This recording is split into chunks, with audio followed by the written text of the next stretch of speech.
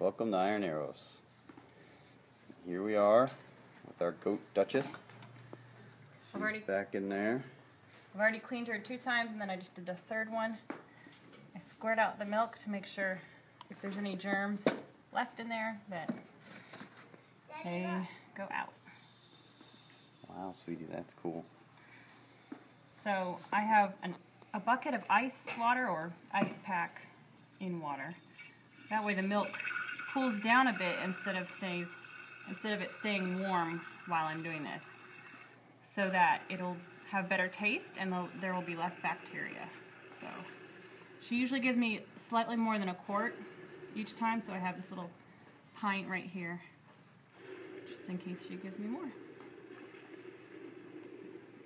She has very big teats. A lot of times with this left one I have to use 2 hands when I get towards the end because it's so big.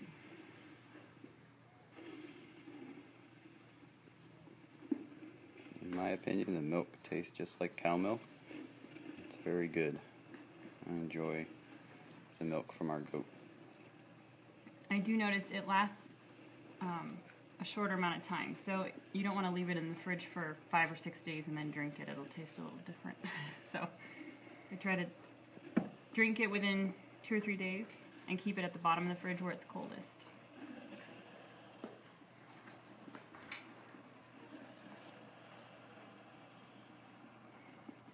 And she's happily eating her goat feed mixed with her Lespedeza pellets. A lot of times I give her sunflower seeds, molasses, and fenugreek powder. And there's Duchess. So we're finishing up here. A lot of times I'll cover this and do that just to have her milk let down. Make sure there's no more in there because you really want to milk her till she's totally out. See how I'm using 2 hands for this giant udder, teat, whatever, just at the end. So you close it off up here. You can feel there's something in there. You close it off real tight and then you squeeze it. You don't pull on it. I think cows you might pull on it. I'm not quite sure, but you don't like pull on it. You just squeeze it like that. But she's pretty much out, so. So a tiny bit less than a quart. There's usually a lot of foam at the top. Whenever a huge gust or some bugs come around, I usually cover it real quick. And I'll strain this and then put it in the freezer. So I usually have this cloth that I had used just at the very end after she'd been washed several times. I'll just spray her again with some this is tea tree and water, just to have it, to prevent bacteria going in there. And then I take the semi-clean washcloth and cover that. I usually stick it under my arm like that. And then I just drop it when I come into the house, drop it in the spot for the goat washcloths so then I can bleach them. That's about it. Right. Bye, Duchess. So here we are about to strain the milk. I gave quite a bit to the pig and some of the turkeys. So I just have this tea filter. Just do that.